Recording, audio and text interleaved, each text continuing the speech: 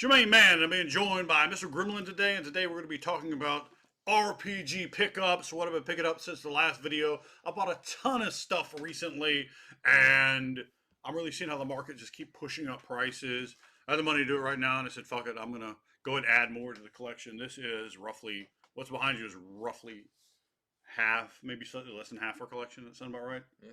Because we have a lot of stuff over there. I have another shelf, and then I have a filing cabinet full of like White Wolf books, and there's a lot of stuff. This is mostly just the Dungeons and Dragons, and then like got Savage Worlds and Call of Cthulhu down here. There's some other random stuff within the Ring of Fire books are down here too. So we do have a lot of books in the collection, and I kind of have them over here, getting them off so I can actually shelve them back up. I have a number of videos still to come out before I get to this one, but I picked these up off of drivethrurpg.com, and they've certainly gotten better on their bindings. They've certainly got better on their print and their products since I initially picked up stuff from them. Gosh, I mean, it's been like what 10 years ago, I guess. Yeah, wow, 10. It's been 10 years, I guess, since I initially picked up stuff off drivethrurpg.com, and they've gotten a lot better. Pick up your Within the Ring of Fire books over there, and those that have, I do appreciate that. This whole order was paid for through you wonderful people in the Barbarian Horde. Picking up your Within the Ring of Fire books on drive-thru-RPG. I just cashed out some of my credits over there. When you're a publisher, you have credits, and I just bought some random things that I wanted to pick up. So it was quite nice. I'm still going to tell you the prices as it's listed here, so you guys kind of know what it would cost if you wanted to pick this stuff up. But remember, get your drive-through RPG Within the Ring of Fire books. If you haven't picked them up, pick them up. Trust me, the stuff I'm telling you right here is gold, it's gospel, and it's the goodness. And you get on there, and you're going to be a hell of a lot happier than picking up some damn Jabrona-fied 5th edition D&D book. I'll tell you that right now. We're running Within the Ring of Fire right now for the group. I like a lot of games. I love Dungeons and Dragons. I love a lot of these other games here too, and I'm going to kind of get to and talk about those. So I kind of not going to get to that just a moment. This was originally, I believe, I'm almost 100% positive, a box set, Planes of Conflict. This is, and I think on the back of all these, they've scrubbed off the original prices. They don't seem to be there. I paid, let's see, what was this one? $29.99 for this book. You can see the wonderful Planescape cover on the back, and it is, I believe it's in color, or there may be some color artwork in here. Let's see here. It doesn't have as much artwork as I would have suspected in here. You can see some like that right here. Anyway, I have a lot of this collection, and trying to buy original copies of the Planescape books now for AD&D. They are, with a few exceptions, very expensive. I do have in our collection here, Ryan and I do own a few copies of original Planescape stuff. These two books are original. These three are original here. Reprint, and this is the box that is a reprint. Oh, and that one's also a reprint. So all those are Planescape books. In addition, we're adding another piece to that. There might be another Planescape book drifting around the house somewhere. So a lot of my books also, they weren't in great shape. I said, let me pick up better quality looking copies. I'm already here. I'm already getting a hit on the shipping. May as well get a hold of some of these. First edition AD&D Dungeon Master's Guide, which I will probably never use for much of anything. I have never really used the Dungeon Master Guides. I never really use Dungeon Master Guides at all in any edition, ever. But it's kind of thick. I don't know if the paper stock is just thicker or whatever, but the printing, it looks good from drive-thru-RPG. And this book was not terribly expensive. For a brand new printed out copy here, it was $24.99. And that is, I believe, the special custom design. They had like leather copies or something like that that came out at some point. And then we'll get to two more that are sort of in the same vein. Now, I have a copy of this book. It is right here. It's right. It probably help if I don't have my hand. And it is in really bad shape. It's beat up and janky. My Monster Manual 2 is in much better shape, I think. Sam Wise might have given that to me. I don't know. I know Tim's given me a couple books over the years. That one may have come from him 10 years ago or something. So you can see, and it's not washed out. The artwork looks good. The paper feels good. Initially, when we got the first books from them, the paper didn't necessarily feel as good as it does now, and the binding wasn't as good. And a lot of these older books, they have sometimes artwork and the pages look just a little bit washed out. You can get a lot of reprints, particularly from old items like old weird tales, H.P. Lovecraft, that sort of thing. When you get to get like the originals, like rebound, there's some that are in volumes. I bought his cousin; she's kind of into that stuff, so I bought her one for Christmas. It's like a big telephone-sized book thing, and it looked kind of washed out when I got it. I was like, I'm not as happy with this as I thought it was going to be. Here's Fiend Folio, which I believe is the first appearance of the Gith Yankee. Love the Gith Yankee. Played in a Ravenloft game where we're doing the Ravenloft module. Alex is running it, and Shizzy Hickman, the guy that wrote the module, was watching us. He was on my friends list, and he was like messaging us and saying, this and that. He really liked it. He was commenting on my character. Wasn't he an NPC in your last game? That character. Mm-hmm. Absolutely. So I get a little more value out of him. Brought him in there. Of course, Gith Yankee have deals with red dragons, and there is a video coming up on that particular red dragon in Kindle, and D&D NPC. Well, I guess actually by the time you see this, that video will already be out because it's been made, but it's still sitting there, and you haven't seen it yet. I'm making this the same night I uploaded the Hawthorne Silver Sun video to give you the chronology. This will be a week and a half from now, I guess, when I get it up. Anyway, it's weird. This drawing is weird. The Yankees just sort of become invisible. I don't know. I'm a big fan of the Gith Yankee, and maybe somebody will correct me and say, "Oh, it's some module X, Y, and Z."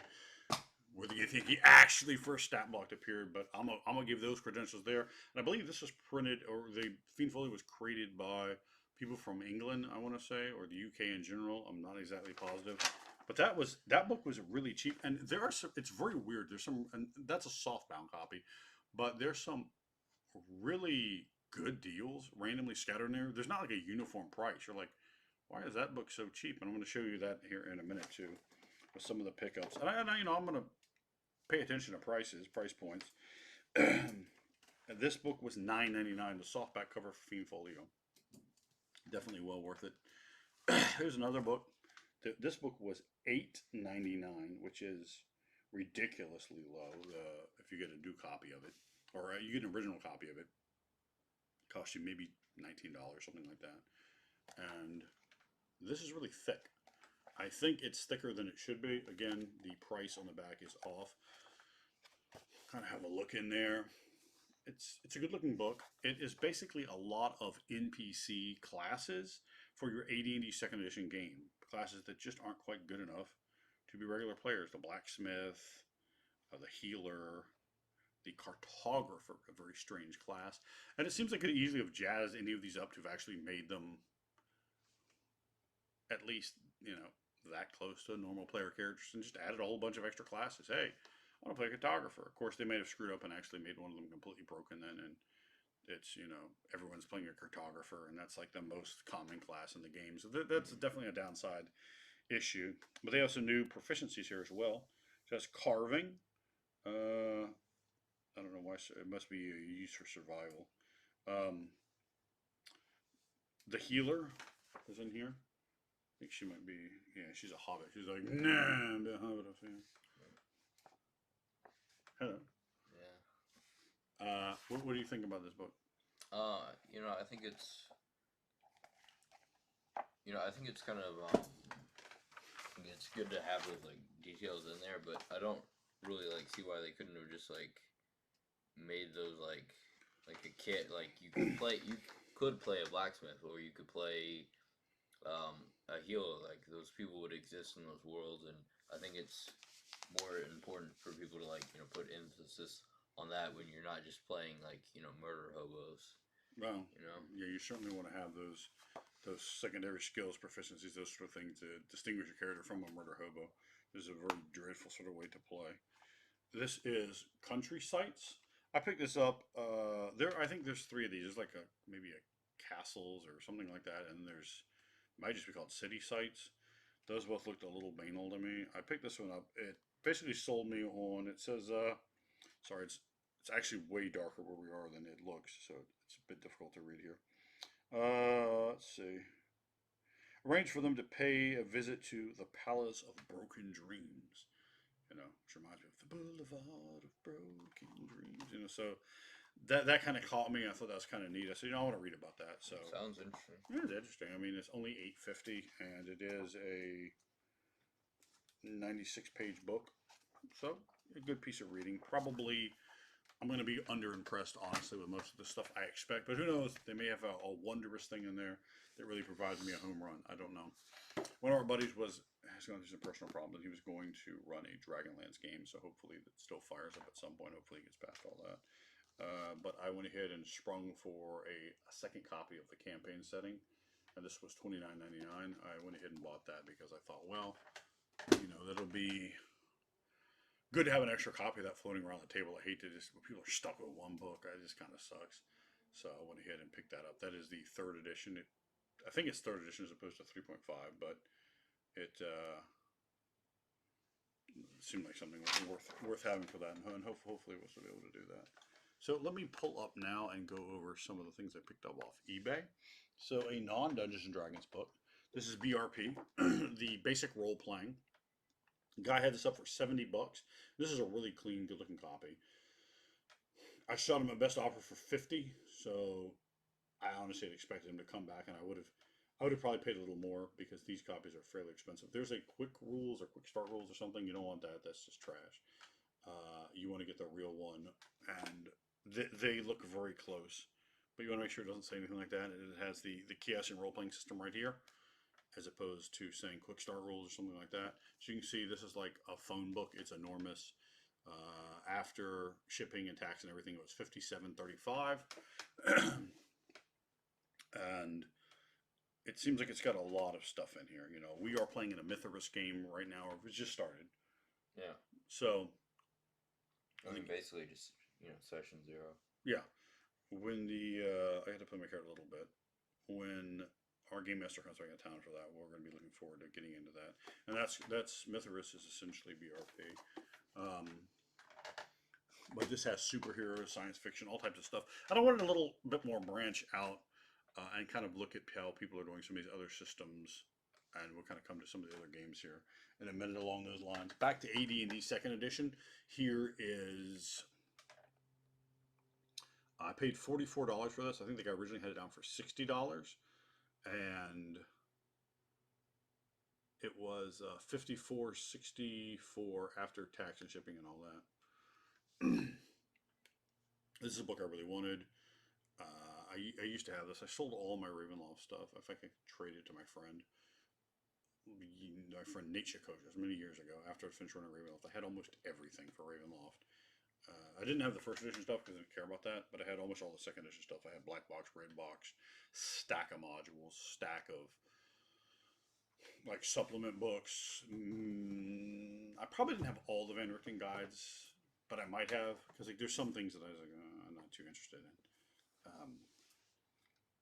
So this is the original. They were in these 3-ring binders, and they had like 2 little folios you would buy, and that stuff sucks. Get that stuff out of here. Unfortunately, they didn't do a reprint like this for everything, and it really annoys me. I wish Drive-Thru RPG would take all of the ones that have not been redone like this and just redo them like this. It'd be easy for you to put some type of colorized artwork from the TSR line. They have tons and tons of artwork you could slap on there, and you could just create your own sort of cover with a piece of like their just stock art from something. Slap X, Y, or Z on top of it. Color, boom, bang, boom. You could make this Drive-Thru RPG. Make it for Dark Sun 1. Make it for the generic stuff. Make it for Karator. Make it for even Spelljammer, because I don't want it. But you could just take all of them and stick them all in one binder for like $50 and say, here you go, buy it. And you would sell a ton of these. A ton of people would love to have softback or maybe even hardback, depending on the size of it, copies of these. People don't like the 3-ring binders. That could be a great little use of time. It should take someone down there that knows how to do something, not very much time to put that together. And to put that as a print on demand, hardback, softback, whatever you want to do. See the back, and it's color artwork here. It's very nice. Inside, it's not, except for that picture, which is the cover. So I don't know. I really wanted to pick this up. I love one of the races in here, and the racist is the Vampire. They They are living vampires, and there's certainly something that's on my RPG bucket list to play. I want to play one of these. It'd be fantastic as a player character. I am going to hopefully get to play a vampire at some point. They look pretty awesome. They kind of describe them as like half elfy looking, and I love half elves. Half elves are kind of my jam. I'm a half elf player, which is always great because no one ever plays half elves. At least I do. Oh yeah, except for him. But and some of the older editions, they kind of statistically just completely suck. So people they're not really into them. Man, that's really weird to me. In Monster Manual 2, the or appendices, Monster Compendium 2, it's basically like a bunch of NPCs. Yeah, but I mean that's true. Like a lot of people don't play things that aren't. Often we see tons of people playing elves or God help you drow elves in AD&D Second Edition, and of course you have your dwarf players. But in my group, for some reason, God damn it, every game someone wants to play a Hobbit. Every game, they love Hobbits. I like them. I know you like them. Pretty cool. No one ever plays gnomes. People know better, but that's stupid. yeah. So we do tend to get a lot of that, and half elves are something that I think really doesn't get the sort of recognition or respect in the earlier editions that they deserve because they didn't make them. The thing that they had statistically is they tended to be able to go up higher in level than most races, and that shit just got hand waved away almost immediately. People are like, why can't I play my dwarf past 9th level of cleric, whatever, right? Because that kind of sucked, right? So that was just bad game design, isn't it? Mm-hmm. And then so they made humans with the ability to go up, and their ability was essentially useless.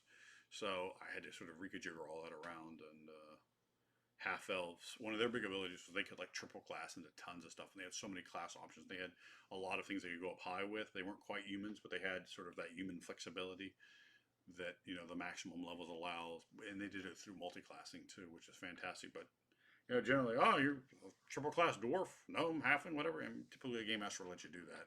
No one, even way back in the day, I really remembered hearing well, you can only play this or this. They might not let you play something really off bounds like paladins, rangers, bards. People tended to be pretty sticklerish about those, and with a wizard as well. But probably everybody could play a cleric, everybody could play a rogue, everybody could play a whatever. I guess monks were the same way, but no one really played too many monks in AD&D Second Edition. You'd see it from time to time, someone trotting out the First Edition monk. But they really weren't a thing that I saw people desiring to play too much. Sometimes, but not too much. Here's another one I picked up, Dark Sun. Elves of Athos. I have some interest in running Dark Sun sometime in the future, and these books are getting more and more expensive, so I figured I'm just going to start snapping them up. I have a good collection of Dark Sun books, and most of them are original, so that's quite nice for me, isn't it?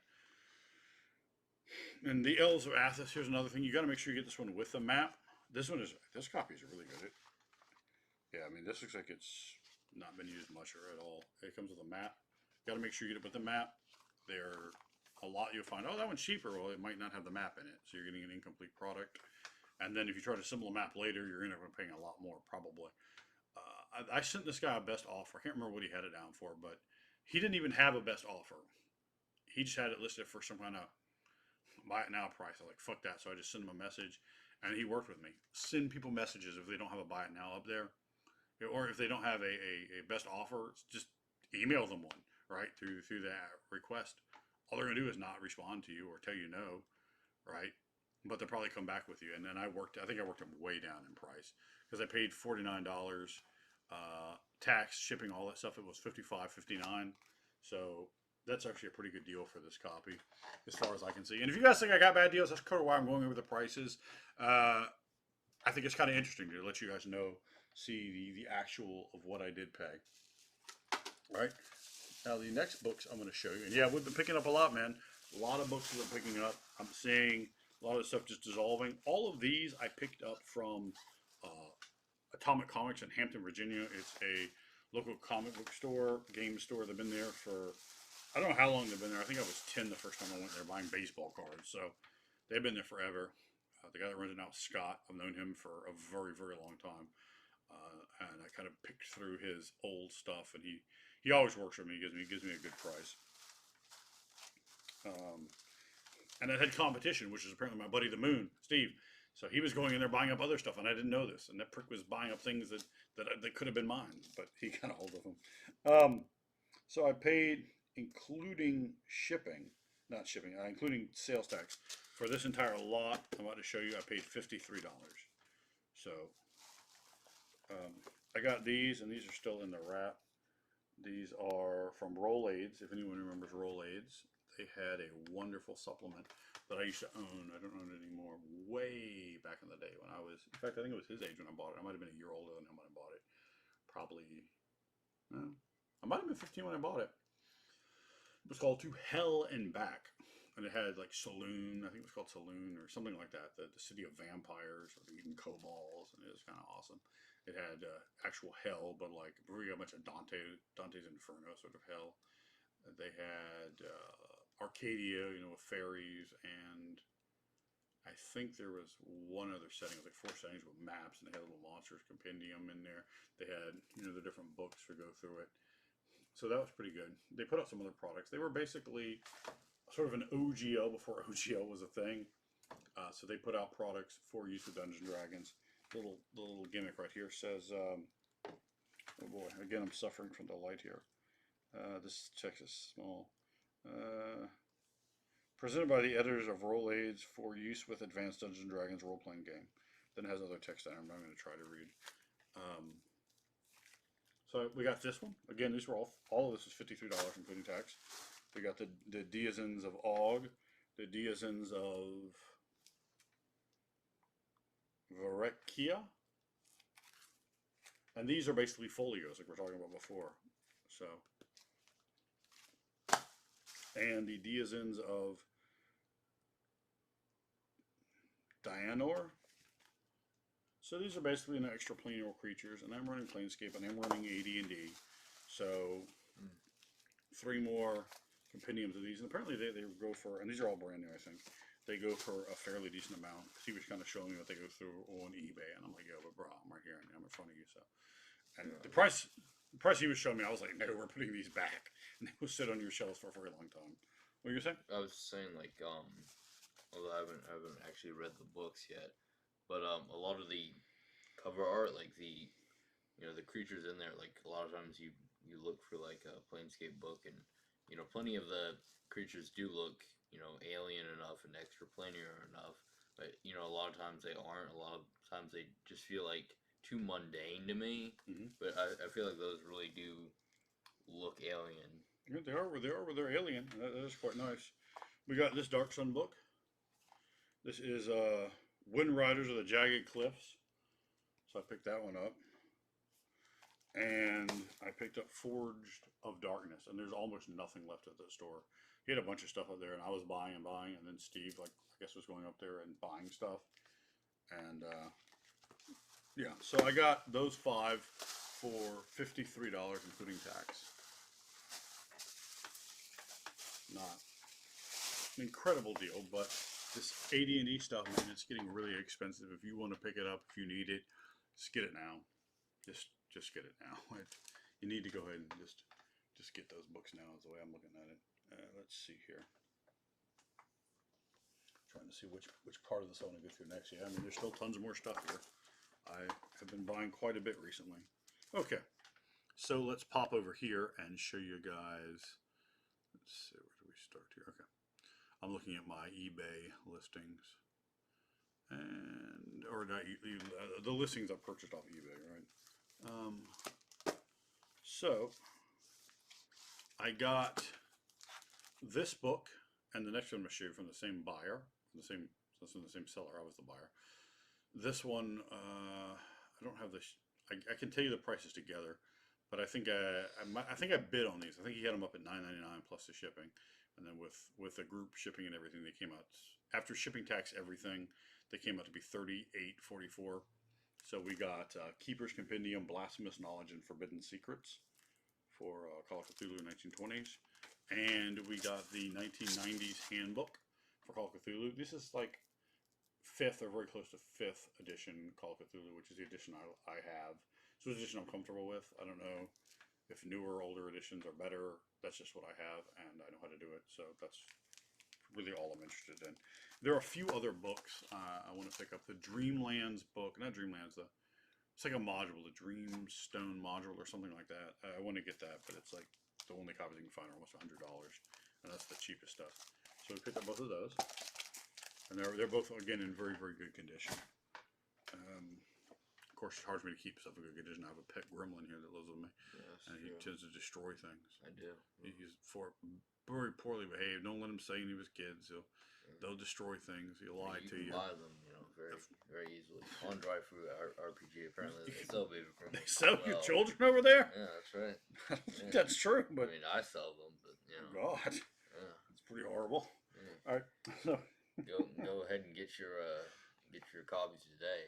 a copy of a baby gremlin? I mean, it is just a baby gremlin. You got to keep water off him. He likes to shower all the damn time. So that's true. These filthy little things are just rushing through. Just rushing through here and bothering me. Business, trying to get money. They're trying to get me to buy them Subway. I ain't gotta buy your damn kids Subway. I'm not gonna do it. You don't take care of them. Feed them. I know you don't. That's why they're always out there committing crimes, running around with the damn bums out. That's right. So this is a 1990s book. This is Call of Cthulhu Secrets and Chaosium book right here. It's not really that big. I'm not exactly even sure what it is. I had to look at it. There's a reason. I went through and I looked at all their stuff. There are some sites where you can look at all the things, and I just listed off. These are the things I want to pick up. So I picked up this one, and it was $22.50 after everything, shipping tax. It was $28.20. So that we add that one to the collection. I have 2 more Cthulhu books here. These both came from the same seller, so I got combined shipping on these. I have The Stars Are Right. You got to go ahead and you just love to have some stars that are right, don't you? Yeah. You like that cover? Yeah. It's kind of a nice cover, I think. Yeah. This one is 128 pages, so a decent sized book, with a classic look there. This is the type of stuff they were selling. Let me see. Where's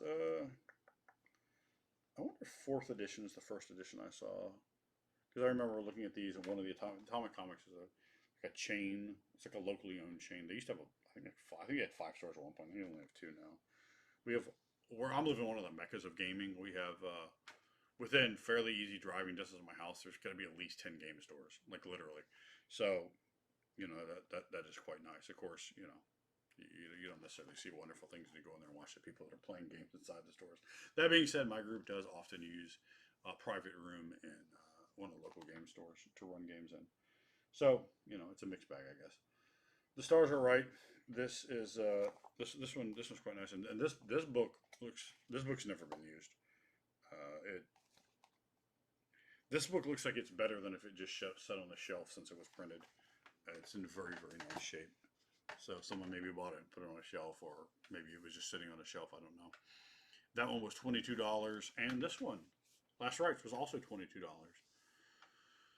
So I paid a total of $53.09 for both of these shipped to my house, and this one's a bit smaller. I'm not sure if this is 5.5, because there's a 5.5 edition. That may be what this is. And again, off the top, I can't even tell you with some of these exactly what it is I wanted with them. But I went through and did a fair amount of research, compiling a list, and then I just bought the things off the list that I had. So, and Call of Cthulhu is one of the games that I play, and I wanted to just fatten up my collection. I don't have that much. You can see down here, it's Call of Cthulhu and Savage World stuff. So, I have a decent amount. And I had a few times where I've gotten some really, really, really good deals. The next order, let's see here. Let me make sure I had all the books that go to this one specifically. Give me 1 sec here, please. No, not that one.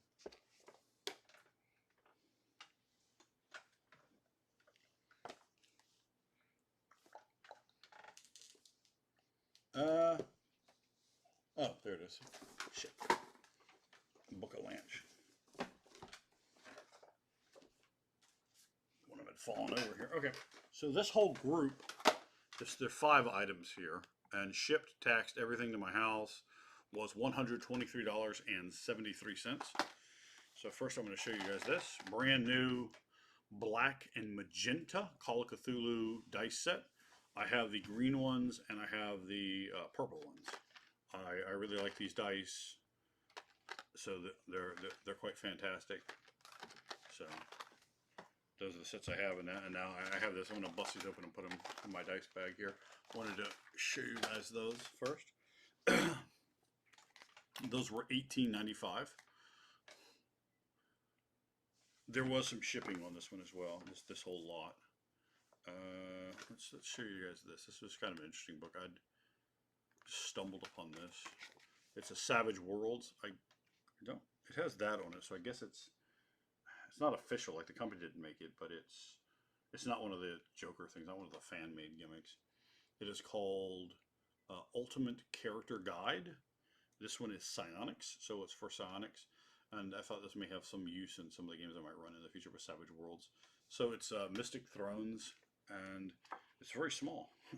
It's a very small book. For the price, I don't know. I haven't read it. It's only 57 pages, and these are small pages. So, and the type set, the font, I guess it's okay. I don't know. I don't know how happy I am with this. The content better be pretty good. I paid $14 for this, and it's very small. So, I don't know. We'll see. I picked up The Day After Ragnarok. I'd heard lots of the reviews of this. Some of them going back quite some years. I believe it is also in another system, not just Savage Worlds.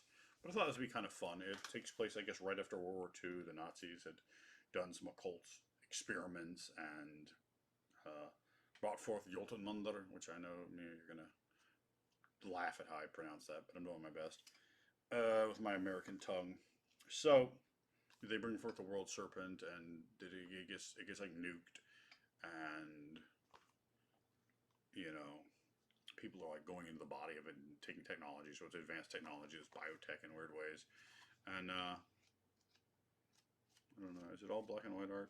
I'm flipping through it. It looks that way. I'm not really a big fan of just black and white art in a book.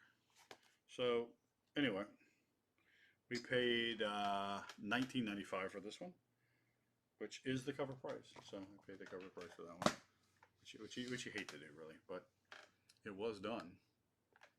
Now I've already showed you guys this one before.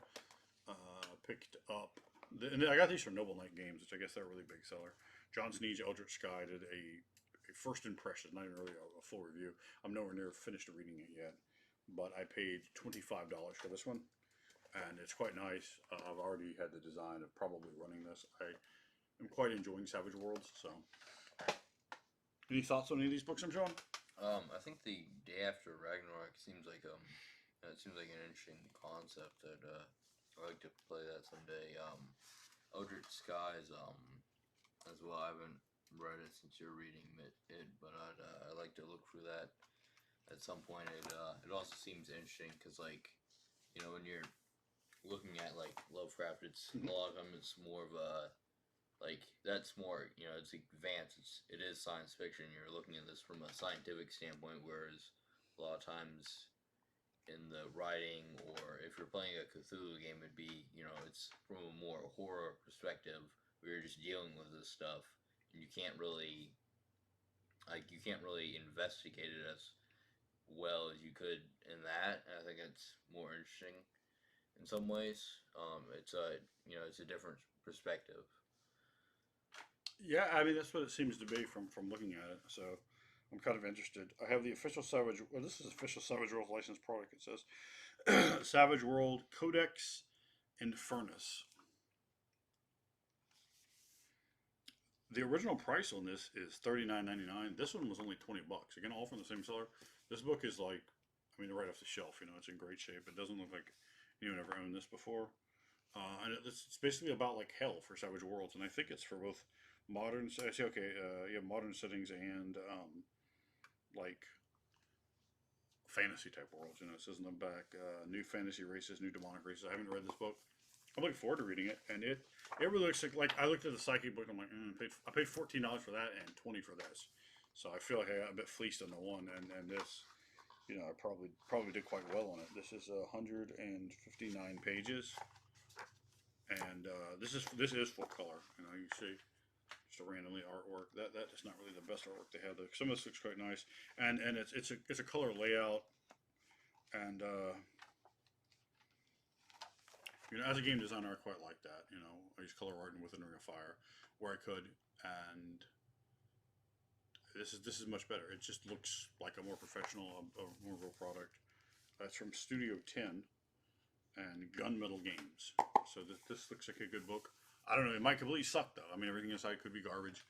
But when I see quality put in like that, it seems like there's probably some content in there that's definitely going to be rewarding me for reading. So I look forward to taking a look at that and then kind of telling you guys what I think. This other book I've also previously showed you in the Eldritch Skies review. I paid $13.49 for it, and a total after everything in $18.27. Ship, text, all that stuff. This it is a retail of $14.95. So this is Eldritch Skies, Distant Vistas. It is a really small book. It is 45 pages, and I'm not necessarily in love with that, but it is really the only other thing they have for Savage Worlds for Eldritch Skies. And if I'm going to run it, and all I really have is 2 books, I'm going to take 2 books.